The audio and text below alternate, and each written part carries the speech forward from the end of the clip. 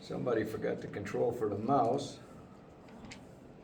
So, but we're gonna get through this. All right. Picking up where we left off last week, I want to jump back to chapter 17, just for a couple of verses, to pick up a little bit of context. So, 1 Samuel, excuse me, 1 Samuel chapter 17. I got notes all over the place. Near the end, the last two verses, in fact, verses 57 and 58. Now, then when David returned from the slaughter of the Philistine, Abner took him and brought him before Saul with the head of the Philistine in his hand. And Saul said to him, "Whose son are you, young man?" So David answered, "I am the son of your servant Jesse, the Bethlehemite." Okay. This is right after this. This is right at the end of the battle of David and Goliath. And Abner's taken this guy. Now, I want you to remember the scene, and I'm going to go back to this several times throughout this study, but Israel wanted a king. They were given a king, and their king was across from this giant, and his army was listening to this giant, and nobody was doing anything. He was leading like the nations around him, perhaps. Okay? And then in comes this kid, this young man from taking care of the sheep, and he comes out and he handles this guy without any man-made, well, he did have the sling. I thought about this after I said that last week. The sling was the only thing that was man-made. The actual weapon that went, the projectile that went through the air, that was not man-made. It was made by God.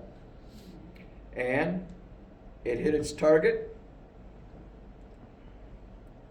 Early terrain following radar, I guess, or laser beam, or however you want to call it. Yah guided that right into where it needed to hit. So here's David. He had to take out this guy's sword to cut his own head off. And it's David that's carrying the head. I'm assuming. I don't know if Abner's carrying it or David's carrying it, but David is the one that held it up. Okay? So this is right at the end of that story, and then we're moving into chapter 18.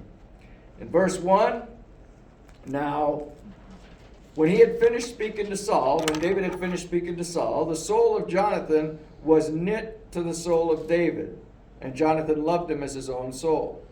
Now, I pondered this for quite a while. Not only did I ponder it, I thought about it. That's a picture of a kindred spirit. I don't know if any of you have experienced it or not, but you've met somebody, and all of a sudden there's a bond there that you didn't realize was even there. It's just there. I have one friend from the Air Force. It's not even a spiritual thing, but there was a kindred spirit between him and I, and it goes on to this day, and that's been 30 plus years. So Saul took David that day and wouldn't let him go home to his father's house anymore. Then Jonathan and David made a covenant because he loved him as his own soul. And Jonathan took off the robe that was on him and gave it to David. And with his armor, even to his sword and his bow and his belt. Jonathan is recognizing something in David that a lot of others aren't seeing yet. They will soon, but they're not seeing it right now. But he sees it right away. Verse 5. So David went out wherever Saul sent him, and he behaved wisely, and Saul set him over the men of war. And he was accepted in the sight of all the people, and also in the sight of Saul's servant. Yah's raising up David, and there are witnesses to him doing it. It's not that Yah just anointed David and said, you're the king. Remember, that didn't happen, right? He was anointed, and it's been quite a while, or it's going to be quite a while before he becomes king. But in the meantime, look at what Yah does with David. He reveals to the people David's leadership. And going back just a second, he was doing everything that Saul told him to do. He was obeying what Saul said to do. He went out, he did what it says. And it said he behaved wisely. Well, the Spirit was upon him. And he had a wisdom that wasn't natural. Verse 6. Now it happened as they were coming home, when David was returning from the slaughter of the Philistine, that the women had come out of all the cities of Israel, singing and dancing to meet King Saul, with tambourines, with joy, and with musical instruments. Okay, so we've read this before. We know what's about to happen. So they're coming back from the slaughter of Goliath, and then the women sang as they danced and said, Saul has slain his thousands and David his 10,000s. Okay? Yep. Now at this point, that he hasn't slain 10,000. Okay? But the point is, they were attributing to David more success and leadership and glory to David than they were to Saul, the king. Verse 8, not to anybody's surprise, Saul was very angry, and the saying displeased him, and he said, they've ascribed to David 10,000, and to me they've ascribed only 1,000. Look at the revelation that he has right here in verse 8. Now what more can he have but the kingdom? Saul is beginning to realize that David is the one that Yah chose to replace him. So Saul eyed David from that day forward. Verse 10. And it happened on the next day that a distressing spirit from Elohim came upon Saul, and he prophesied inside the house. So David played music with his hand, as at other times, but there was a spear in Saul's hand. Let me point out a couple things. No, I'm going to have you point out a couple things to me. Where was the distressing spirit from? Who was it from? Yeah. Aha, okay. Keep that in mind. And he prophesied. Now I'm going to go into prophesy a little bit later, so we're just going to leave it here for right now. But Saul has a spear in his hand. And Saul cast the spear, for he said, I will pin David to the wall. But David escaped his presence twice. He tried to pin him to the wall apparently twice, and David escaped both times. Now Saul was afraid of David because Yah was with him, but had departed from Saul. Therefore Saul removed him from his presence, and he made him captain over 1,000, and he went out and came in before the people. Again, I think that Yah is showing the people his leader before he's even officially made king. Okay? This is what Yah has in a leader. Not only caring for the sheep, caring for the people, but if you go all the way back to the garden, Adam was supposed to guard, to keep, and that's what David is doing. He's defending Israel. He's keeping Israel. So Saul gets him out of his presence. And David behaved wisely in all his ways, and Yah was with him. In verse 15, therefore when Saul saw that he behaved wisely, he was even more afraid of him. He knows what's coming. He doesn't know when it's coming. Verse 16, but all Israel and Judah loved David because he went out and he came in before them. Do you see? All of the people are beginning to see what Yah looks for in a leader, and he's revealing that to them by anointing David to do what he wants David to do. So just like Yah worked through Samuel, Yah's working through David here. And I want you to notice something here. 1 Samuel here it begins to break out Israel and Judah for a specific reason. Now I'm going to get into that in future studies. But this is the third time in 1 Samuel that we've seen that. We've seen that Israel called out, the men of Israel called out, and Judah. We've seen them called out separately. I will get to that in future studies. Next, we see Saul's shifting his tactics a little bit. Look at verse 17. And Saul said to David, "Here is my older daughter, Merab. I will give her to you as wife. Only be valiant for me and fight Yah's battles." For Saul thought, "Let not my hand be against him, but let the hand of the Philistines be against him." So he's sending David into battle to get killed. That's his plan. And he says, go fight Yah's battles. He knows whose battle it is. Go fight it. And I will give you my daughter as wife.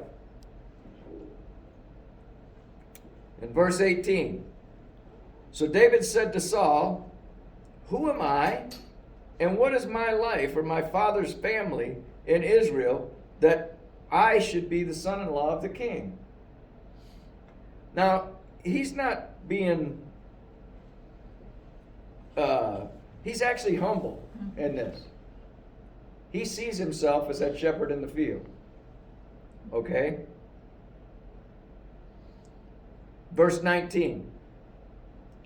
But it happened at the time when Merab, Saul's daughter, should have been given to David, that she was given to Adriel, the Maholathite, as a wife. So that tells you the sincerity that David had, or that Saul had in the first promise to give away. All right. Now Michal, Saul's daughter, loved David, and they told Saul, and this thing pleased him. So he found out his younger daughter loved David, and so he had a plan for that too. So Saul said, "I will give her to him, that she may be a snare to him, and that the hand of the Philistines may be against him." Therefore, Saul said to David a second time, "You shall be my son-in-law today."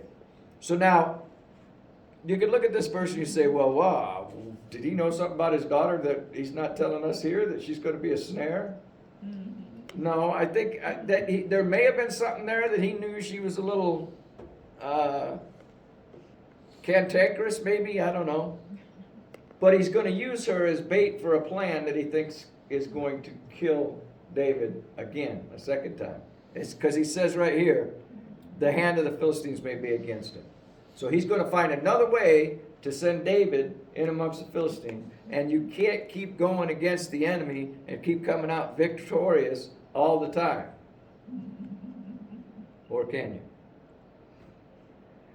In verse 22, and Saul commanded his servants, "Communicate with David secretly, and say, look, the king has delight in you, and all of his servants love you. Now therefore become the king's son-in-law." Now, if Saul knew that all of his servants, even his servants, all the people were loving David, and even his servants were loving David, and they weren't finding any fault in David. Saul, on the other hand, had a problem. And there were probably some close to Saul that had the same issue. Verse 23. So Saul's servant spoke those words in the hearing of David, and David says, "Does it seem to you a light thing to be the king's son-in-law, seeing I am poor and lightly I am a poor and lightly esteemed man?" Again, he's given his own assessment of who he is. And the servants of Saul told him, saying, in this manner David spoke. So they go back to Saul and say, hey, he wasn't buying that either. And Saul said, thus you shall say to David, the king does not desire any dowry, but 100 foreskins of the Philistines to take vengeance on the king's enemies. But Saul thought to make David fall by the hand of the Philistines. See, this is what I was talking about. He's planning to make David fall. Now, this plan didn't fall on deaf ears. Let me zoom out just a little bit. David used this plan in the future too, didn't he? He sure did. With who? Uriah. Yeah. He sent Uriah out. Okay? That's just another odd connection that I come up with.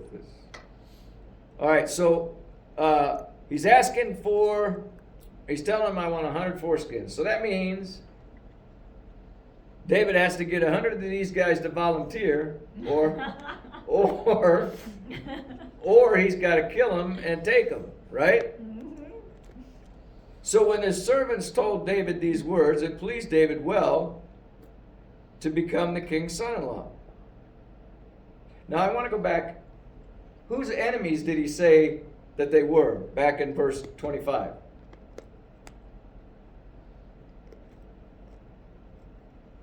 Go back in verse 25. Is it 24 or 25? The king's enemies. The king's enemies, okay. And so he's going to fight the king's enemies and come back with what the king desired. The king said, I'm asking 100 foreskins for this, and I'll make my daughter your wife. Verse 27. Therefore David arose and went, he and his men, and killed 200 men of the Philistines. And David brought their foreskins and gave them in full count to the king, that he might become the king's son-in-law. And then Saul gave him Michal, his daughter, as wife. Now, as I was reading this morning, I was thinking of something Yeshua said.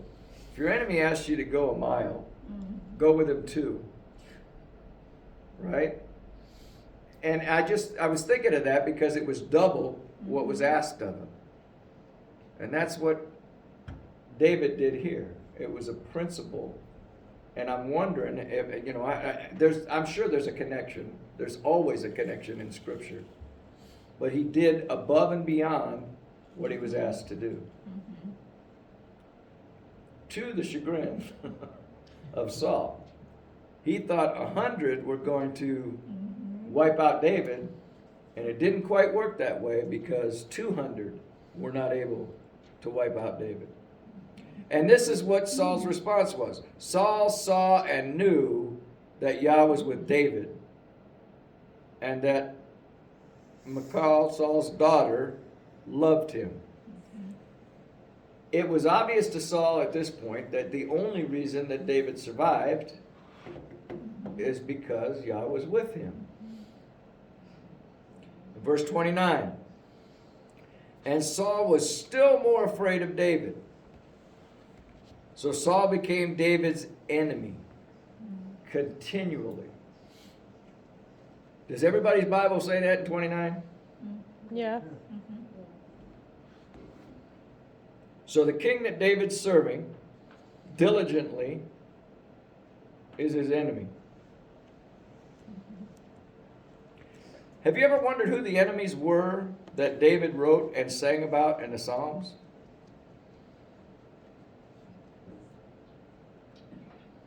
On the inside, maybe?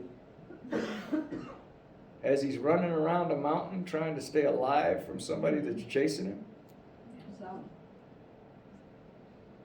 What's that? Saul. Yeah. Yeah. Yep. I wonder how many of those songs were written with the enemy in mind being the inside guys. Saul and the guys he's sending out. Right. Verse 30.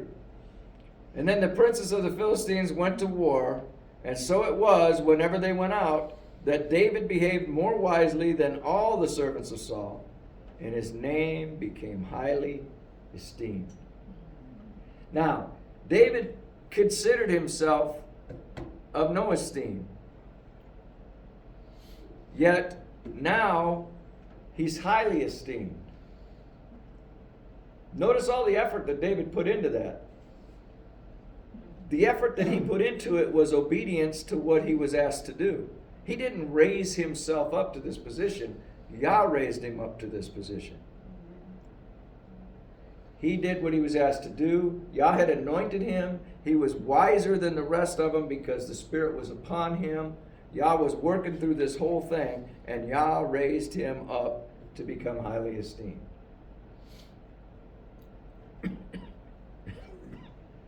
Does not make him faultless, though, does it? No. All right. Israel had desired a king. Israel's desired king versus Yah's desired king. Yah was raising up his desired king, and it turns out the people were recognizing it at this point. Maybe not as king, but they were definitely recognizing him as more of a leader than the king. All right, let's move on to chapter 19. This will probably be a short one today. Now Saul spoke to Jonathan his son and all his servants that they should kill David. But Jonathan, Saul's son, delighted greatly in David. Now Saul cut right to the chase here. And when he spoke to his son, you know that after Saul was king, who was next in line? Jonathan was. And he's telling him, you got to kill this guy, or you're not going to be the king. Now, I'm reading into that, but you could follow along with that, all right? If you don't do something about that, this guy is going to take your position. Saul is going to try to thwart Yah's plan and leave the kingship open for himself and for Jonathan his son. However, Jonathan sees David in a much different light than Saul. David is not a threat to Jonathan. Verse 2. So Jonathan told David, he went over and told him, my father seeks to kill you. Now David probably could have guessed this with those 2 spears that he avoided earlier in the last chapter, okay? Therefore, please be on your guard until morning and stay in a secret place and hide. And I will go out and stand beside my father in the field where you are, and I will speak to my father about you. Then, what I observe, I will tell you. So Jonathan's going to go on a little reconnaissance mission here. Jonathan spoke well of David to Saul, his father, and said to him, let not the king sin against his servant, against David, because he's not sinned against you, and because his works have been very good toward you. For he took his life in his hands and he killed the Philistine. Who was that? Goliath. That's exactly who they're talking about right here. Remember back when you were in a pickle, Dad? For he took his life in his hands and he killed the Philistine, and Yah brought about a great deliverance for all of Israel through that battle that nobody else in Saul's army wanted to fight. Yeah. Nobody wanted to fight that guy. Okay, so he was big, about the size of Raymond with Martina standing on his shoulders. He was big.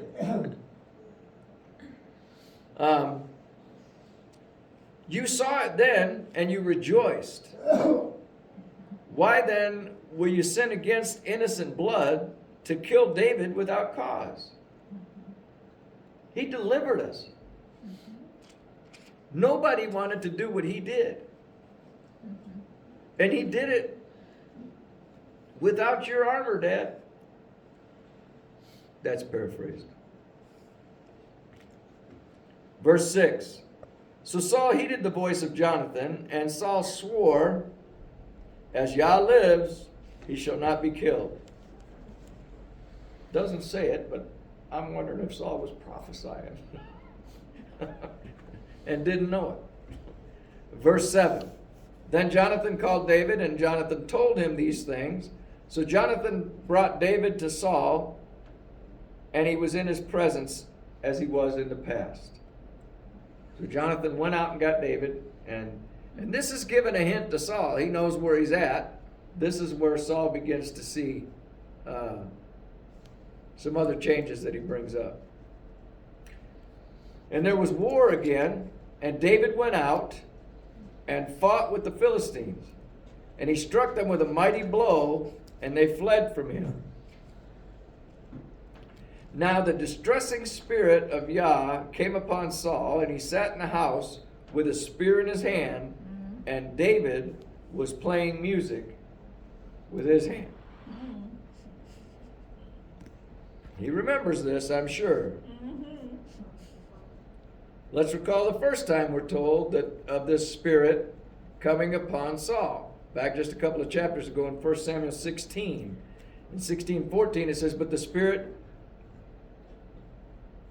of Yah departed from Saul, and a distressing spirit from Yah troubled him. And Saul's servants said to him, surely a distressing spirit from Elohim is troubling you. Let our master now command your servants who are before you to seek out a man who is a skillful player on the harp, and it shall be that he will play it with his hand when the distressed spirit from Elohim is upon you, and you shall be well. And one of his servants answered and said, look, I have seen the son of Jesse, the Bethlehemite, who is skillful at playing, a mighty man of valor, a man of war, prudent in speech, and a handsome person. And Yah is with him. It's not a coincidence that it's narrowed down to David that's coming back and doing this. I want you to notice the following. The spirit left Yah, or the spirit of Yah left Saul. The distressing spirit in both 16:14 and 19:19 was from Yah. Saul's servants suggested they find someone to soothe these these episodes, and the son of Jesse is recalled. That son of Jesse is known for skillful in playing. He's a mighty man of valor. He's a man of war, prudent speech, all those things. I suggest to you that the mighty man of valor, the man of war, and Yah being with him was a recollection of him killing Goliath as well. Because we don't have any, he was tending the sheep. That was his role when we first met him and when he was anointed. And that's the same recalling that Jonathan had in verse 5 of chapter 19. Recalling the same event.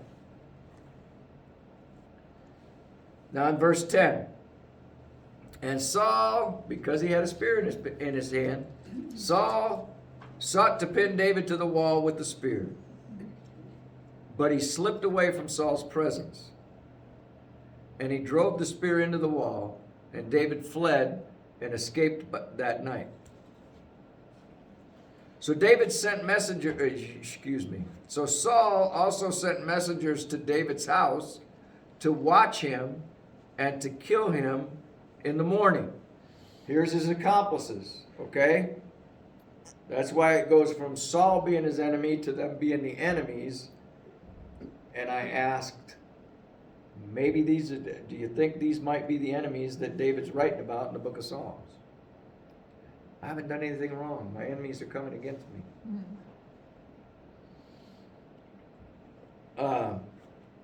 And Michal, David's wife, told him, saying, if you do not save your life tonight, tomorrow you will be killed. So Michal let David down through the window, and he went and fled and escaped. Now this has happened several times in Scripture. somebody's been let down through the window. Mhm. And if I'm doing surveillance on somebody, I'm keeping an eye on the windows, not the door. That's the escape route.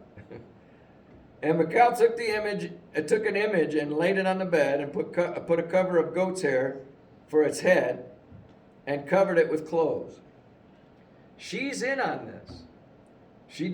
Apparently she does love David because she's saving his life here and she knows it. Mhm. She falters a little bit later on, but we'll get to that eventually. So when Saul sent messengers to take David, she said, he is sick. And then Saul sent the messengers back. So apparently they go back and say, Saul, he's sick. He's got COVID. I don't want to get anywhere near him. And then Saul sent the messengers back to see David, saying, bring him up to me in the bed that I may kill him. Are y'all getting the impression that Saul wants him dead? He's getting desperate. Picking up his bed. Yeah. Well, yeah. Let's get him before he slides away again. If he's in bed, Bring him in the bed. Verse 16. And when the messengers had come in, there was the image in the bed with a cover of goat's hair for his head. Then Saul said to Michal, why have you deceived me like this and sent my enemy away so that he has escaped? And Michal answered Saul, he said to me, let me go, why should I kill you? He didn't say that.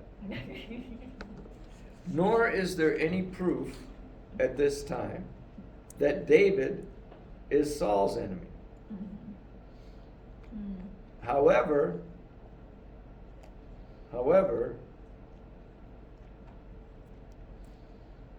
it's not Saul's enemy is not David. Who is it? It's Yah. And he's trying to stop what Yah is doing. It's not a good idea to try to thwart what Yah is doing. I don't even think Yah's his enemy. Saul is his own enemy because he got himself in that predicament. Well, he did, but the Spirit came down upon him, and he's the one trying to kill David and call him his enemy. But David is the human representation of Yah at this point. Everything he's doing is guided by Yah. So he's not seeing what David's doing, although David is the one doing it. He's seeing what Yah's doing through David. So maybe it's a better way to say it. His problem is with Yah, not with David. Yeah, okay. Okay? His problem is with Yah, not with David. But he figures if he kills David, It'll go away. it'll go away. Not going to happen. Okay? So David fled and escaped and went to Samuel at Ramah and told him all that Saul had done. And he and Samuel went and stayed in Naoth. Now it was told Saul, saying, take note, David is in Naoth in Ramah. Now there's a lot. They talked about David having wisdom. Here's this guy chasing him, trying to pin him to the wall with a spear. And David says, hey, let's go over here to the man of God. Let's go over to Samuel and go over there with him. Now, I looked at a map, did a little bit of research, and that red dot is right about where it's at. I made the dot big enough so if I missed, it's touching somewhere in there. That's where they went. So you see Jericho and Jerusalem and Bethany and Bethlehem, and you could see Ramah is up there, and that's a rough idea of where Samuel and David are at. It's kind of like looking at a map trying to find Lucerne Valley. You never see Lucerne Valley. You see all the cities around it. Right? Yeah, exactly. In verse 20, then Saul sent messengers to take David. And when they saw the group of prophets prophesying, and Samuel standing as the leader over them, the Spirit of Elohim came upon the messengers of Saul, and they also prophesied. Let's look at that word prophesied. It is Strong's Hebrew word numbered 5012. Nabah. And that means to prophesy, i.e., to speak, to sing by inspiration. It's done by the inspiration of the Spirit, okay? In prediction, or it's simple discourse. They're either talking or singing. All right? It doesn't necessarily indicate that they were telling the future at this time, but they were prophesying, either speaking or singing, under the inspiration of the Spirit. And when Saul was told, he sent other messengers, and they prophesied likewise. And then Saul sent messengers again the third time, and they also prophesied. So anybody that was getting over there was becoming under the influence of the Spirit, and were being prompted by the Spirit, or led by the Spirit, to prophesy. Then he also went to Ramah. Saul went himself, and he came to the great well that is at Seku. So he said, so he asked and said, "Where are Samuel and David?" And someone said, "Indeed, they are at Naioth in Ramah." So he went there to Naioth and Ramah, and then the Spirit of Elohim was upon him also. And he went on and prophesied until he came to Naioth and Ramah. Now David went to Samuel, I believe, hoping for protection of the Lord, which he already had, he whether he realized it or not. But he got to see it in spades, if you will. He got to see it, the protection, by going up there to Samuel. Not only Samuel, not only the prophets with Samuel, but everybody that Saul sent. The hand of Yah was there, right there, protecting them in the center of it. And here comes Saul, and he's going to take care of, if you want it done right, you got to do it yourself, right? Well, he tries it, and it doesn't work. Because he also stripped off his clothes and prophesied before Samuel in a like manner. And then he lied down naked all that day and all that night. Therefore, they say, is Saul also among the prophets? It was not a successful journey for Saul. Again, he sees. Now, we saw this whole pattern with Pharaoh, in fact. Over and over again, he tried to go up against Yah, and it didn't work. Over and over again, Saul, although he's focused on David, is kicking against the goads, going against what Yah's doing, where Yah's going, how Yah's moving. Because Saul was given a task, and he did not carry it out, although he thought he carried it out completely. That isn't the way that it turned out. All right, so we're going to end there and stop at the end of chapter 19. Now, I'm probably not going to do anything in chapter 20. However, it's really important. If you read ahead, that would be really beneficial. You've already read it before, but keep reading ahead, okay? All the way through 1 Samuel. I'm going to hit several of the next chapters because there's some things in there that I want to call out that are showing Yah's preeminence in everything. They're showing the protection of David. They're showing just all kinds of different things.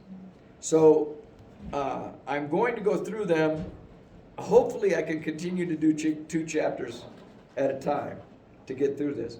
But what I'm trying to build up to is understanding what happened when Israel and Judah were beginning to be identified differently. And we're going to take it right on up through David, and then Solomon, and then Rehoboam and Jeroboam, and right on through that, so that everybody gets the opportunity to see what took place, and zoom back to the 20,000 foot level and see from the beginning how all the pieces flow together. It's taken a long time to get through this series, but it's important because when we get to Yeshua actually being here, everything ties back to everything that we're going through right now. All of it ties back. And there's going to be some pretty surprising things coming up over the next several weeks. There's going to be some things that surprised me as I was studying them out. So with that, does anybody have any questions? We just kind of went through 2 chapters today. Any comments or questions or anything of the such? No? Okay. Thank you. I love you. And now it's time to Prepare our hearts to receive the blessing. thank you.